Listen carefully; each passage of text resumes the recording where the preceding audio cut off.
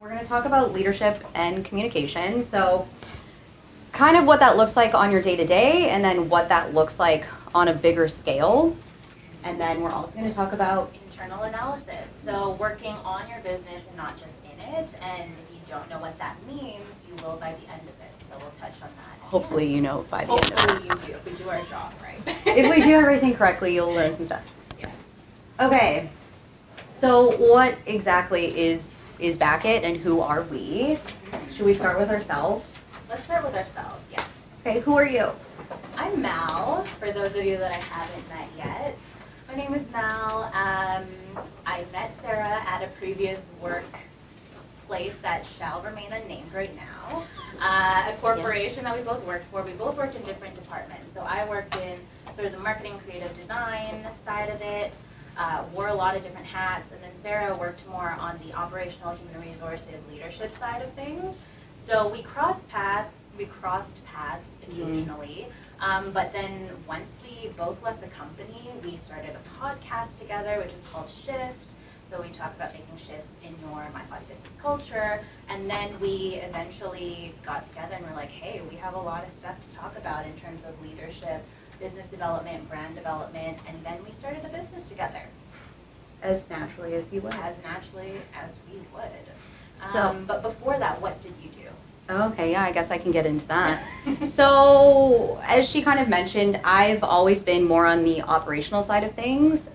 Always had my foot in the door of kind of leadership, human resources, people development, all that kind of stuff. So, more about what kind of systems are we putting into place to actually support our people. And a lot of the times my job was kind of like a fixer. So I would often travel around to different locations and kind of suss out how everything was going, what needed to change in the company, were there any kind of common threads, were there any common issues, and how do we roll out systems throughout the entire company to kind of fix those problems. Also, and that's where we cross paths, towards the end of my time with that company, I was overseeing all of the store openings. So it really was kind of my foot in both doors of operation, but also people. So I really oversaw everything when it came to opening stores. So every employee that was getting hired was going through me, all of the onboarding, all of the systems that we were developing to kind of open our stores in a timely manner. All of the products that ended up in the store came through me. All of the contractors went through me. So literally everything from start to finish when it came to opening up stores kind of fell on my shoulders. Yeah, and then before that company, I did a lot of freelance marketing, started a bunch of businesses, failed a bunch of businesses, started doing marketing for different companies, ended up falling into that role, did freelance photography, video, taught myself all that stuff, then ended up at this company that we worked at together, ended up leaving that company due to disagreements on company culture and leadership, which is why we're so adamant about advocating for that. And then ended up starting another company, ended up leaving that company due to a bad business partner relationship. So I know how that is in terms of having good leadership and having good communication. Ended up leaving that guy, and then that's when we started this. So yeah, that's who we are. But now what is Bakit? So our kind of tagline is we help stressed entrepreneurs build thriving businesses through intent, clarity, and a strong foundation. So yes, that's our pitch. That's what we say. That's a great tagline, but what does that mean, right? Like, let's get into the meat of that. So what is it? Well, we can break it down quite literally in that we help stressed entrepreneurs. So you all being prospective or current entrepreneurs know that that stuff is stressful. It's not easy. It's not just a walk in the park. We help them build thriving businesses through intent, which is... So something that we do talk a lot about when we first start working with clients is the intent. So the purpose behind what they're doing. What problems are you trying to solve? How are you communicating that to people? And how does that statement filter into every single aspect of your business? And so I think a lot of the times people think that, great, I'm just going to come up with this mission statement and that'll be that and we'll never revisit it again. And we're quite adamant that that statement is really what drives your business. So that will filter into even your financials, to the people that you hire, to the way that you're communicating with your customers. Everything has to come from that place. And then we have clarity. What's clarity? So that is essentially your leadership. So being clear on who you are, how you function, who your people are, how they function, and being able to navigate all of those problems within yourself and within your company, and doing that in a way that is productive, effective, and that'll just help you grow in the long run. So being clear on who you are, because that's such a big part of being a leader, and a lot of people don't realize that that is. Mm-hmm. Last part, strong foundation. And for us, that strong foundation piece is really your people. And whether you have 0 employees or you have 1,000 employees, or you're just contracting out people, your employees or anyone that you employ in any sense is really what makes your business. The reality is that you are only one person, and so you can really only do so much in a day.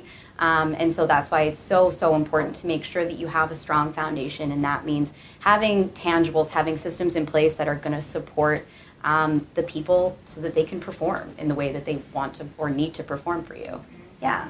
Yes. So how do we do all of these things? Our long-winded intro on who we are. So we separate our business into 2 parts, 2 sectors. Mm-hmm. So first we have the client side, which we work one-on-one with the entrepreneurs, with the leaders of their companies, to work on everything from business development to brand development to operations, HR, basically anything that encompasses running your business. Because we have such a vast and diverse skill set, experience, I guess, reference, yeah, we're able to advise on a lot of different parts of the business. So we take that knowledge that we've learned from all these years of doing all these bits and bobs, and we advise on how to just run things a little bit more smoothly and how to effectively grow and scale. And then we also have our courses side. Yeah, so we actually have online courses as well, and that's really geared towards people who are fairly new in their business. We like to call it a toolkit. It is called a toolkit, quite frankly, and that's just simply because we look at it as every entrepreneur needs to have a toolkit. You need to have things those tools that you can kind of just pull from and that are going to sustain your business. So that's broken down into 4 foundational things. And so the first one is that intent that we spoke about earlier. And so throughout that course, it's really focused on figuring out what that intent statement is for your entire business and how we're going to communicate that in the most effective way. What your customer archetype is. So again, what keeps that person up at night? What are they worried about? How are you solving that problem? Is your product solving any problem, or is it just there to be there? And so asking yourself those questions before you start are so important.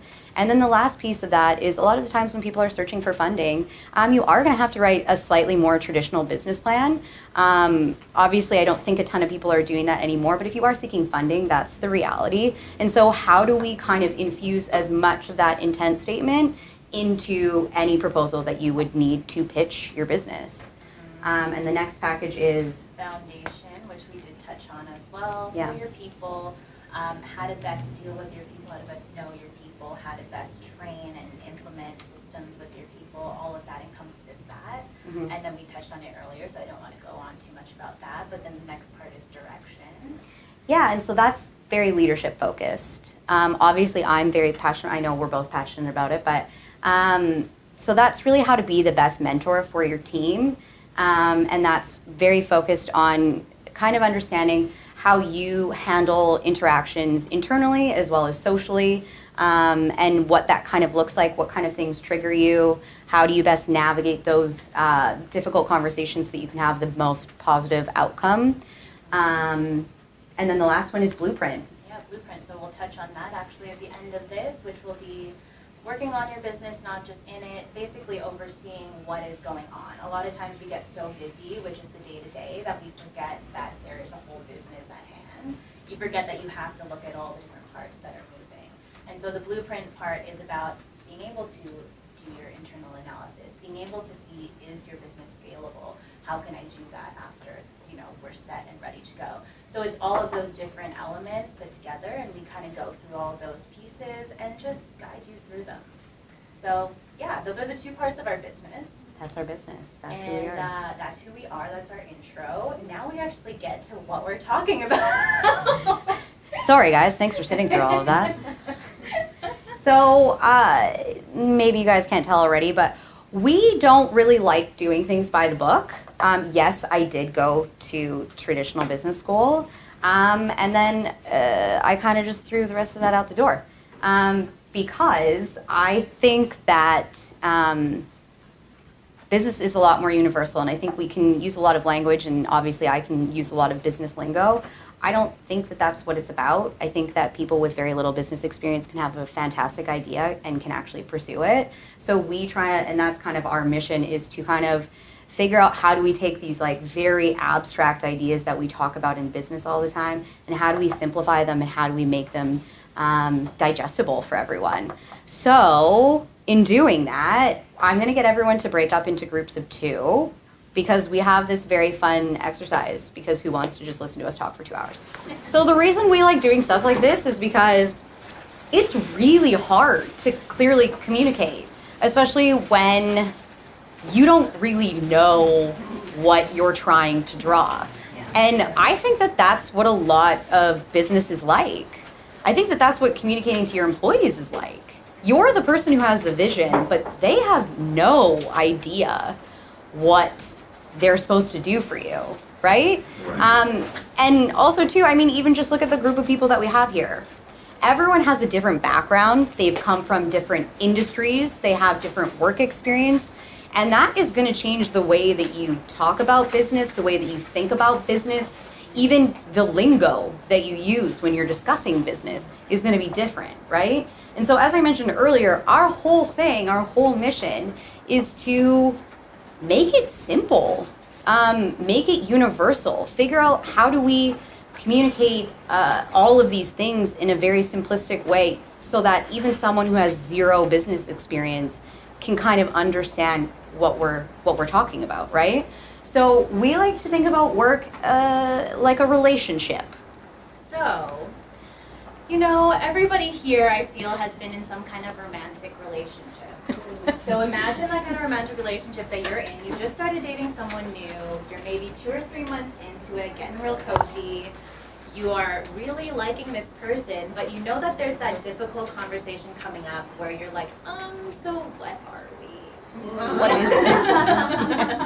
Are we or aren't we? But you know that you have to get past that conversation in order to progress. You know that you have to know what that person wants from you, what you want from that person, in order to actually move on and move forward. So we like to think of leadership and communicating in the same way. And your relationships with anyone that you're working with are the same way. You have to set up your expectations. You have to tell them what you want from them and what they should expect from you. The communication has to be clear there. Otherwise, you're just going to end up with a real bad relationship there. Or your friend zone. Yeah. You know, there's that too. And this is what I see happen a lot with a lot of business owners or a lot of managers. If I go in and I talk to their employees, I would say that 90% of the time, the majority of employees don't know where they stand with their boss. They don't know how their boss feels about their work. They don't know if they even really like them. They don't know what their trajectory is going to be like within the company. There is such a breakdown in communication in that relationship between employee and employer so often. And so that's why we say every interaction is an opportunity to build a relationship. And so whether you have employees or not, whether you're contracting someone out or not, that opportunity is there to build a relationship, right? And that is going to be built on clear communication and trust. Yeah? All right. So, like any good entrepreneur, I hope that you guys during this exercise recognize the problem and then we figured out a solve for that. Or maybe we didn't. That's what this is for right now. We're going to figure out what the solve is. So this is where you guys have to start talking, but what was the most challenging part for you guys during that exercise? I guess for me was trying to find a way to explain step by step what it was. Yeah, absolutely. Did anyone else, what else was hard for you guys? For me, the starting point. I cannot tell him where to start. So like like where on the page? Yes. Or what Exactly. do you even start with? Yes. Yeah? I couldn't start the object because it was not even a circle or a square. And I was saying like a maple leaf, cut it on the half, and then. So you're saying our photo wasn't good enough? Anything else that came up for anyone?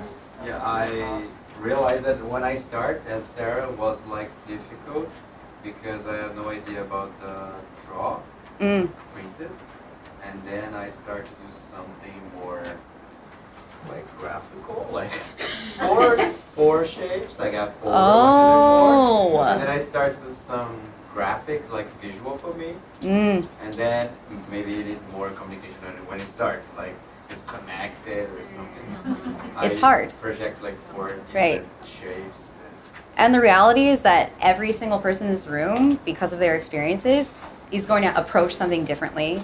They're going to explain it differently. Their reference points for what that shape is going to be completely different. And you have to figure out what that other person needs, right? And that's really what a leader does. Can you guys think about a time in your life, in your work experience, where you had a situation like that happen? It happens to me when I try to get a haircut. It's so hard for me to explain. We were just having this conversation. They never So quite hard nail for me it. to like explain how I really want the final result. Right? So do you have a solve for that? So now I just like download a picture for like something I like. I don't try to use words anymore. So you use a reference point. Exactly. There we go. That's a good entrepreneur. You've solved a problem. It's simple. Anyone Any other else? Real life scenarios? Yeah. Like when something happened to your car and you lift the, how they say, the front of your car and it says, you just have to put water on the, like, or you don't know the parts or you don't know where to put exactly Okay. somewhere and it says, just on the right, then up, and like you don't know everything exactly. I mean, it's perfect. And this even happens to us. Oh yeah.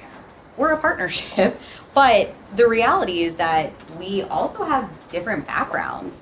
And so sometimes when I come up with an idea and I'm trying to explain it to her, she's not getting it. And a lot of the Vice time, versa. yeah, And when a she's lot of saying times things. we're saying the same thing, but then the way that we're explaining it or communicating it is different. So our solve for that is breaking it down Mhm. and making sure that all the little parts are clear to each other so that we can adequately communicate. So, the reality also is a lot of entrepreneurs, when they recognize that they have a problem, they'll go to the internet. You'll go to the internet. You'll go and read an article. You'll go and listen to a podcast. You'll find the latest business guru and follow everything that they're trying to say. You'll listen to all of these things, but then what are you actually doing to put that stuff into action? A lot of times this is just a lot of information, but what do you do with that information? And that's where we think that there always should be an actionable aspect to what it is that you are absorbing. There has to be an action piece there. And that's kind of the problem. And this is what I end up working through with a lot of our clients is that they've read something on the internet and they have this really ambiguous, grandiose statement that they love saying, but the reality is that hearing that and figuring out how to actually apply that are two very different things. And so kind of the buzzword a lot right now, especially in corporate culture, is this idea of authentic leadership. And so that in of itself is kind of an ambiguous. Have you guys ever heard of authentic leadership? Okay. Okay, this is a new one for you. This is great. So it's basically this idea that you would, again, be very true to the type of person that you are. It involves a lot of other steps, but the point that I really want to get at is that it takes quite a while to figure out really what your leadership style is. And that's something that, quite frankly, is never really done. I've been managing people for over 10 years, large numbers of people, and I still, in every interaction, learn something new about myself and learn, something that I perhaps need to tweak in my approach, right?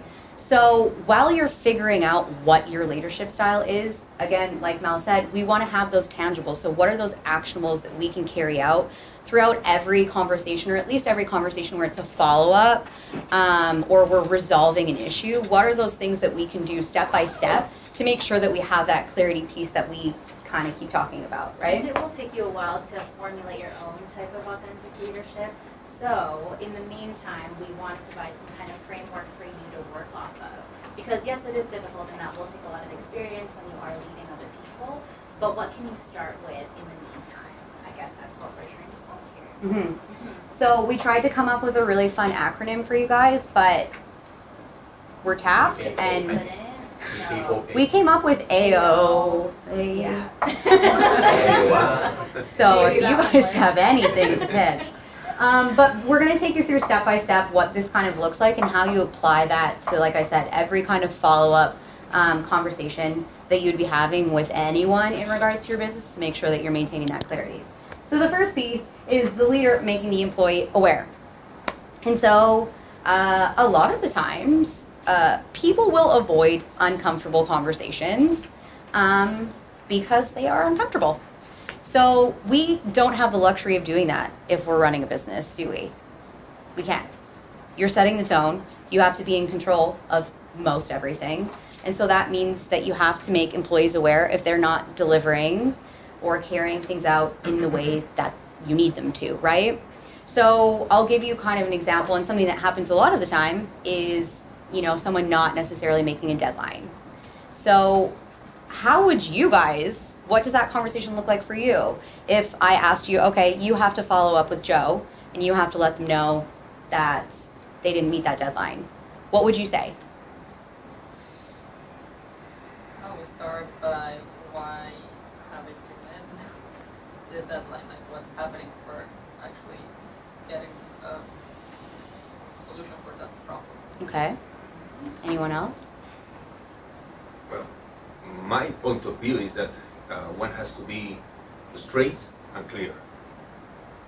That's my style. Fair. Very fair. What would you ask that person? So what would your question be? As she said, there was a due date, you didn't finish it, you didn't do it. What is going on? What's the problem? Do you know the problems we're going to have because of this? I like that. What I like about that one, I wouldn't phrase it in that way. Yeah, But I know, but I know. I'm too straight. You're and I'm a straight shooter also. Yeah. I do know though that a lot of people don't love straight shooters, and that direct piece, it takes finessing. So yes, we want to make them aware, but we also want to give context to the situation. So we want to show them what the impact of their actions are in the nicest possible way that we can. And so again, the best leader is someone who can put themselves in the shoes of an employee.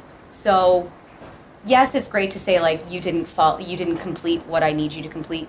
That's obvious. They know that also.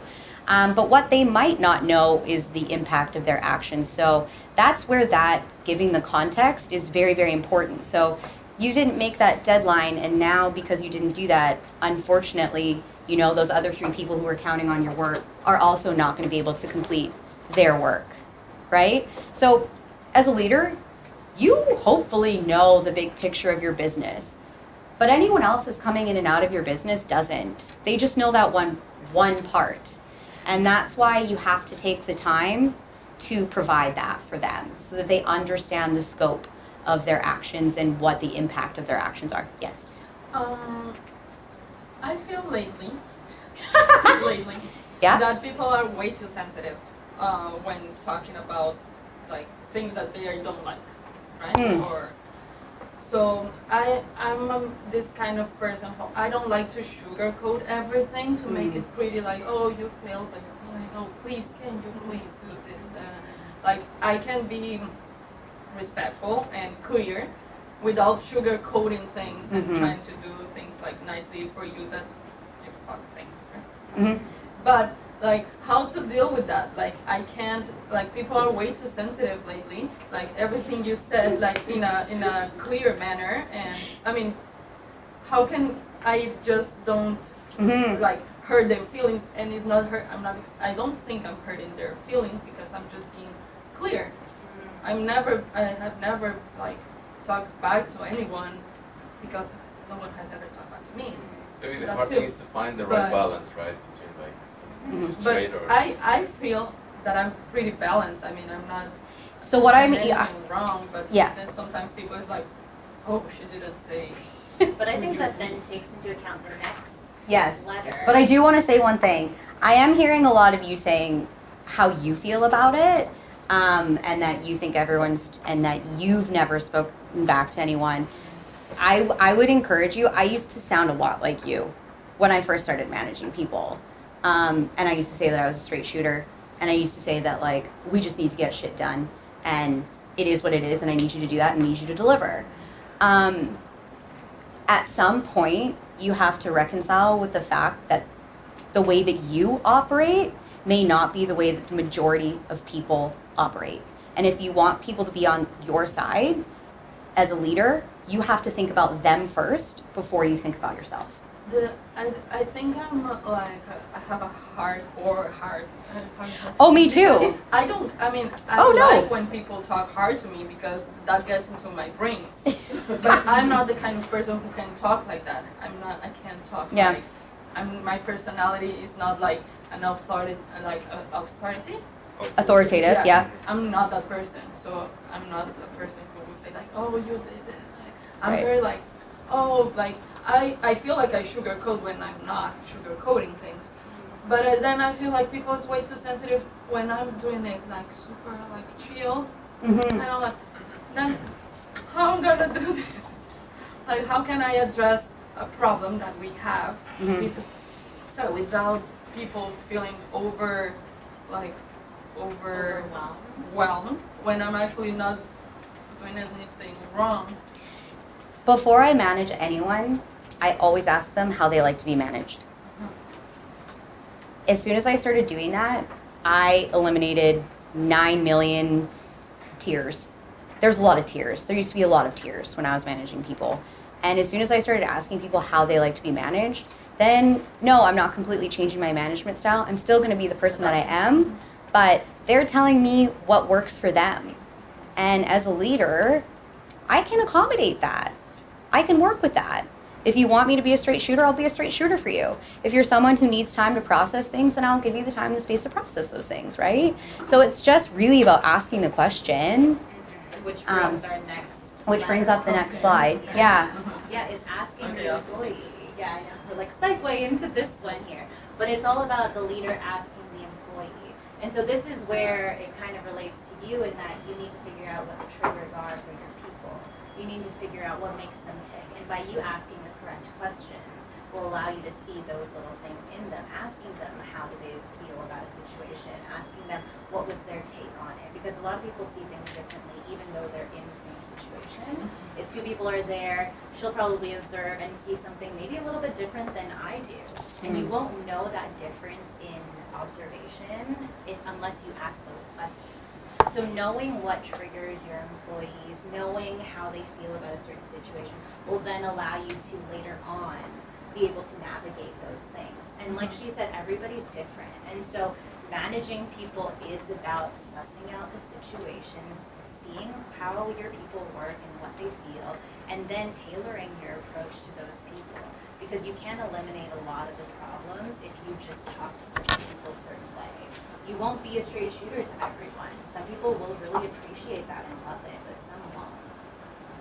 Yes.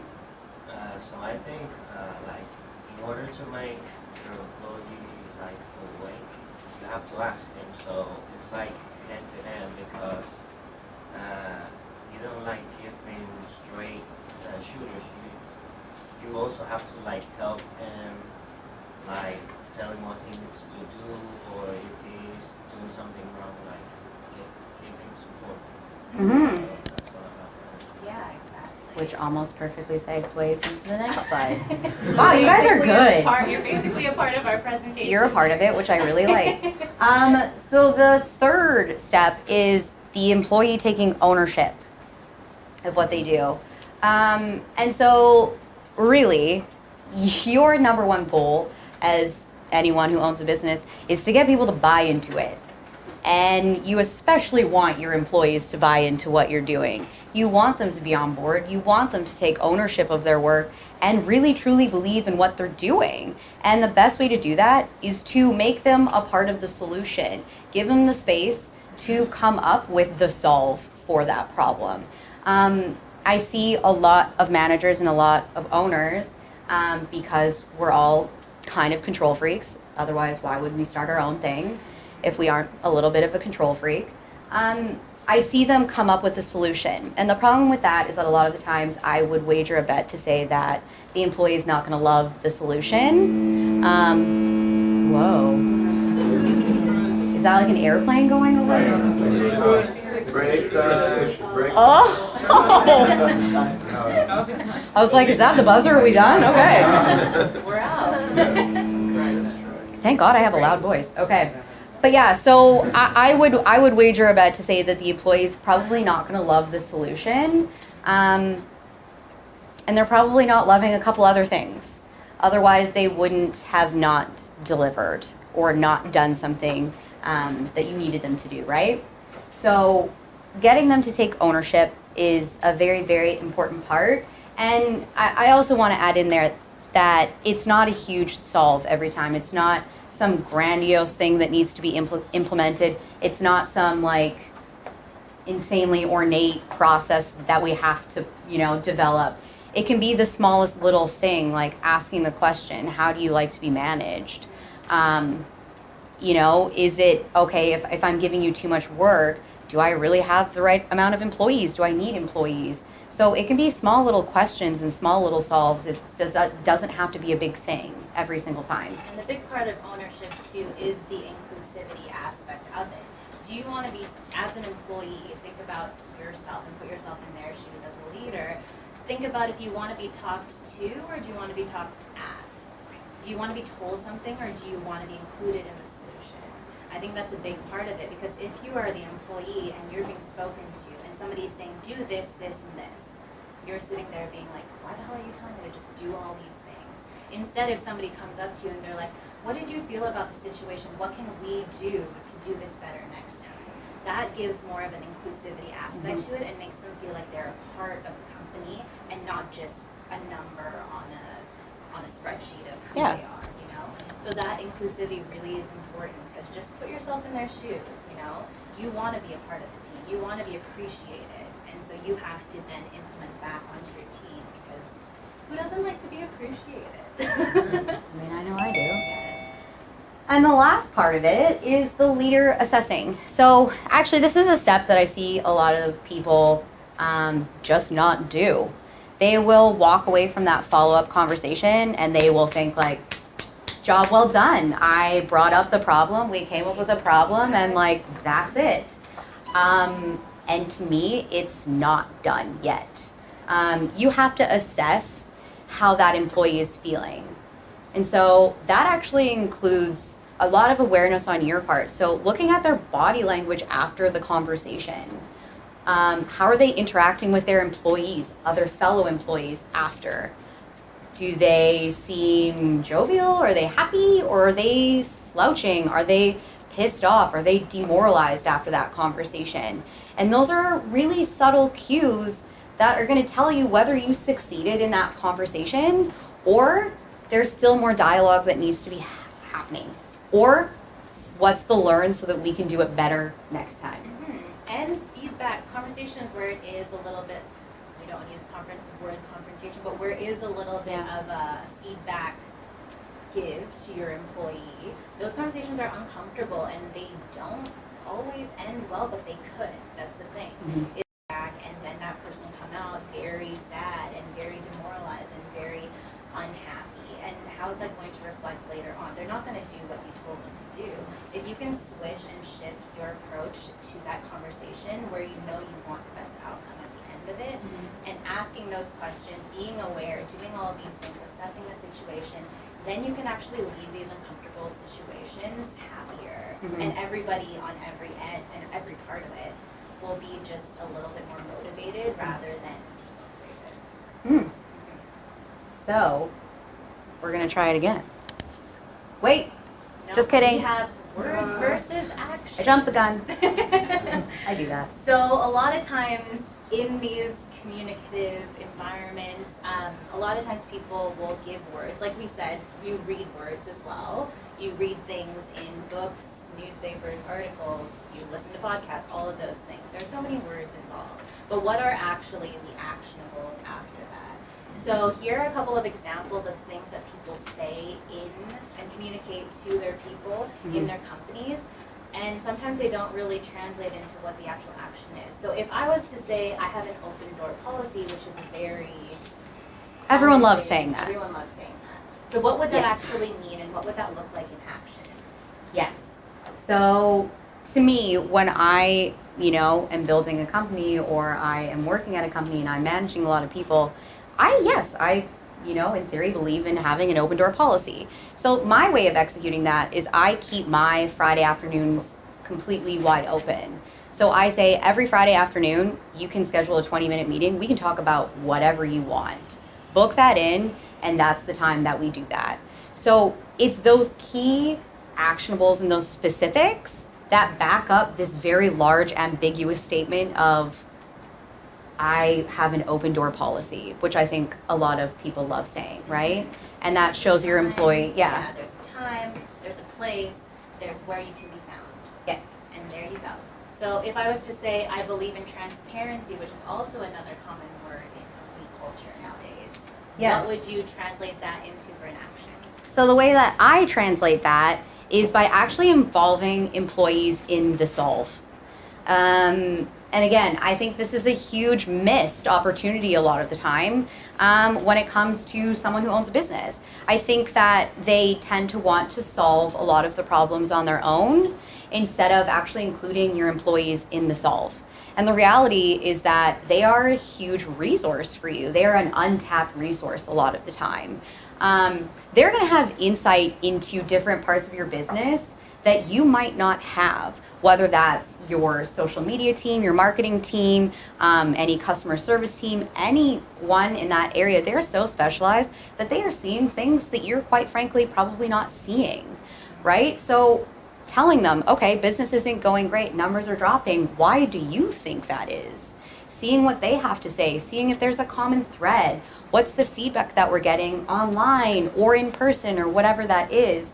Giving them the space to say, hey, I want to hear what you have to say about our business, because like I said, every time I go into stores or anytime I go into any company and I'm asking employees, it's not going well. Why do you think it's not going well? There is no shortage of reasons as to why they think it's not going well. And so you have your own research team right at your disposal. You do. So utilize them and ask them, and it also gives them the sense that you actually care about them. You're asking for their opinion.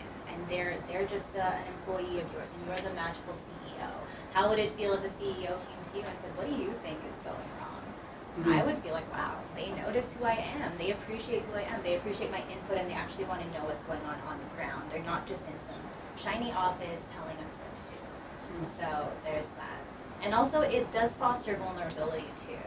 So that's the part where we also, with what we do with companies and with our company, is that we want to basically facilitate vulnerability, because a lot of times when a manager will go to an employee, they'll ask them what's wrong. The employee wants to get in good books with the manager and say everything's fine. They won't tell you their problems. They won't tell you what's going wrong. And someone else will come in and ask them, and they'll just go and spew off a bunch of complaints. So in order to facilitate that vulnerability, you have to ask those questions and be open to receiving the feedback from them. Let them know it's okay to say things aren't going well, because let's be real, they're not always going well. Okay, so now that you guys know how to clearly communicate with people, I'd be delighted to try the exercise one more time. But we'll preface with this. So let's say Sarah and I are doing this activity. I would ask beforehand, Sarah, what do you need from me in order for me to communicate properly what's on this paper? Yeah. I would tell her that I know 0 measurements, and so don't tell me that something is an inch down on the page, because I don't know what that is. So I would say, like, can we work with finger widths or something like that? I will understand that. I would tell her that I want to work from left to right, top down. So we'll do shape by shape. So all of those little things, again, small fixes, but can actually help you communicate clearly what needs to be done. Yeah? Okay, if you guys don't do it better, then all of this is for nothing, so you have to do it better. Did you guys feel like this was easier? Yeah. Okay. In terms of communication, yes, but it was much more difficult the second round. I mean, obviously, it was much more complicated. But in terms of communication, it improved. Yeah, for sure. It's so good drawing. So did you guys switch, did anyone switch like plan of attack halfway through? Were you realizing that the way that you were communicating wasn't working and you stopped halfway to kind of course correct? Yeah. What did you do? She was communicator. You what? She was a communicator twice. Oh, so you're an expert. Instead of using shapes, I was telling him, oh, it's like a snowman. It's like a It works a little bit. Not It does. What about you guys? Well, in my case, she told me that she preferred me to explain using lines. Okay. So draw one line, but we had to mix a little bit. Okay. So the circles I explained as a shape, but the other, also measure. yeah, so measures as well. And then another triangle I explained as a line. Yeah, because in the Draw first a one, line for like 2 inches, you know a then rainbow? go up. Draw a rainbow. And See, but what you guys are doing is awesome because you're picking universal things, right? For us, it was better because now, like, I feel free to tell her how I want to be taught. And, you know, and I just told her, like, tell me what we have. Tell me everything that we have, then I can figure out in my mind, and then you tell me how we organize it. Yeah. So we were like a team. Like, she told me, like, okay, now you're gonna put this in there, you're gonna put this one, but I knew what we have. She asked me, So that's my way. sorry to interrupt. She asked me, first tell me all the shapes that are in the thing. Then, She's with a all the graphic shapes, designer. let me She is. Doesn't count. It doesn't count. And then we were placing. You are a graphic designer. Sorry, And then we were placing the shapes on the Right. Right. Yeah, Did you have something? It was better now because we started with like positioning first to learn to make the draw. But it's like, it's always gonna be like difficult because you don't know the draw if you actually draw. Like, you know? So, I mean, a lot of, I love what you guys are saying because you guys learned something, right? So we assessed how it went the first time. We figured out what worked, what didn't work, and how do we make that better.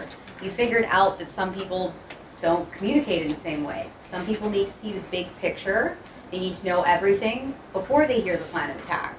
Some people say, oh, I don't know what size that is. So you pick something like a rainbow, or you pick something and say, this is the size of a grape, right? So there's so many different ways to explain stuff, and that's really what this exercise is about, is showing you guys that these skills that you even learn here, however silly this seems, this is something that's going to happen to you when you're running a business. You're going to have to figure out how to communicate your idea to so many other people. Or even now in their groups. In their groups, right. Their team. Absolutely. So, yes? I think it's not just the open mind, but to trust each other. Yes. They need to trust each other. Absolutely. Like we said earlier, trust and communication. Yeah.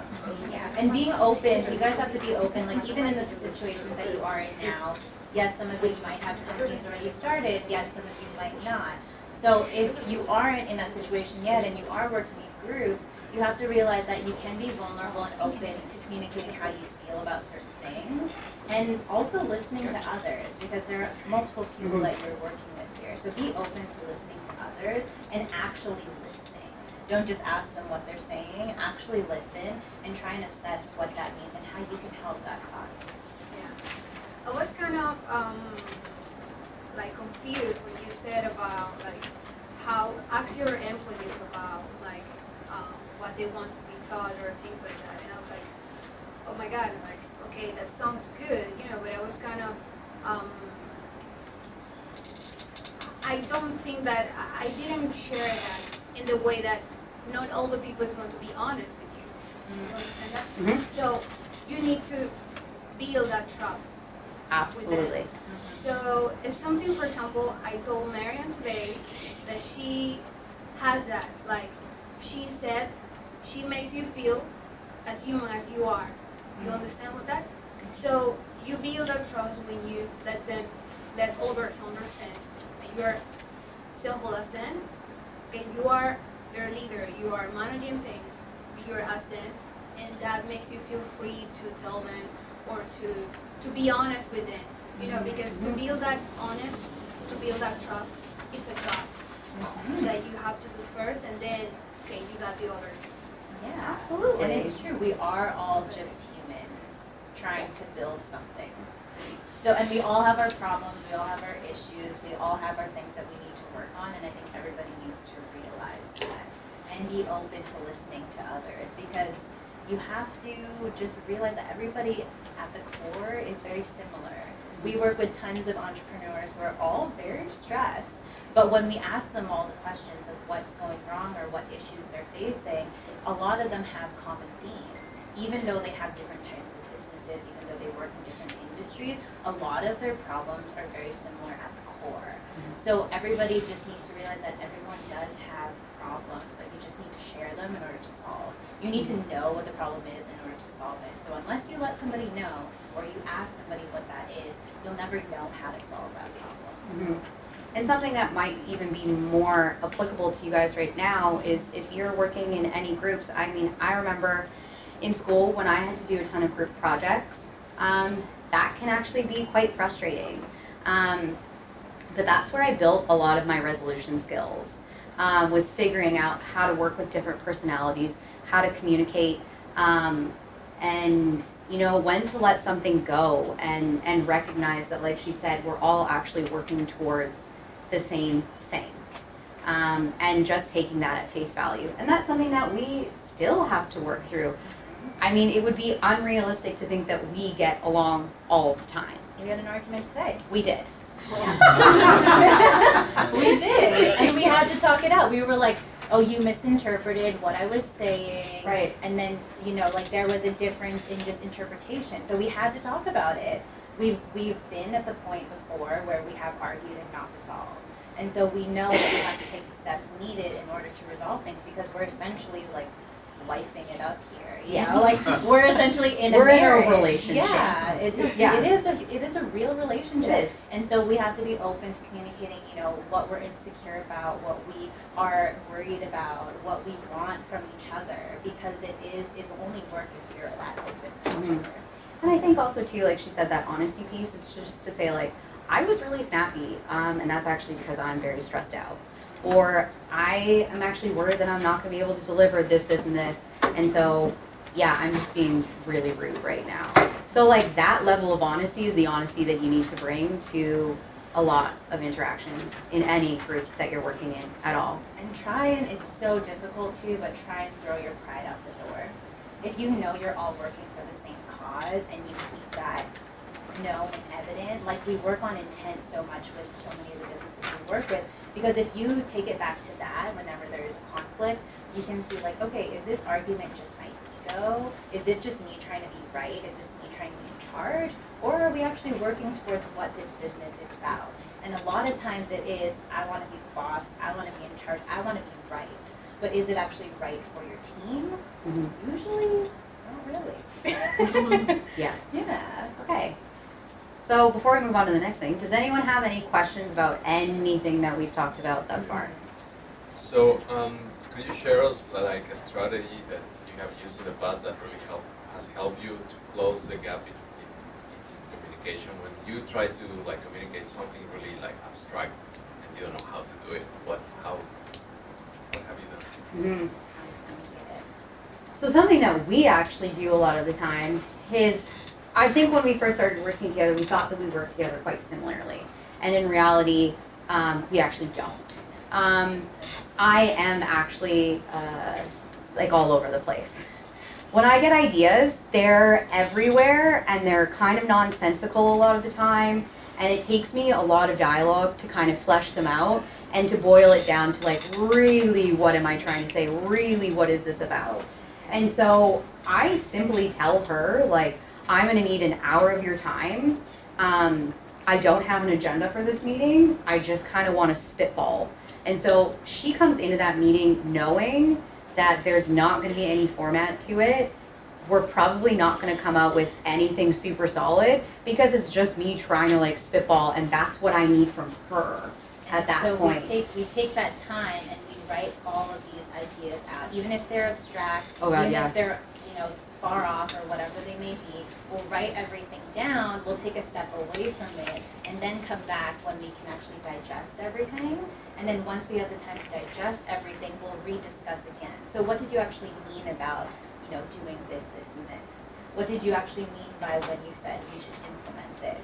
Then we're actually able to come up with a solution for how to execute that stuff, instead of just like telling me an idea and being like, we're doing this, and then it's like, okay, what does that even mean though? Like, let's give it some time, because I'm the type of person who will have a ton of ideas, but I'm very, I organize them all. I'll categorize all of them, and I'll have them listed. I have a lot of ideas. You'll get a 6-page long email with brrr, and I'm like, oh god. Yeah, and that's just how I work. And so for me, I have to tell her okay, can we schedule this day and we're gonna go through X, Y, and Z, and then we'll go through all of those things. So she's actually mentally prepared for me to spitball all that list of stuff. So it's just about, communicating what it is that's there, even if it is abstract. Maybe take some time away from it for a second and then come back and redigest it. So then you can actually communicate what you meant by it. Because somebody might see that and misinterpret it at first go, but let them see it and be like, this is what I mean by this. Let them step away and then come back and then reevaluate what it means. And that might actually give you a clearer view of what it is. Because then you can take a step back, reevaluate it, and say, this is what I actually meant by this. So it's just time and realizing what works. Course correct. Yes, course correct. Because at the beginning we did not do well at that. No, we didn't. That's the honest truth. Yeah.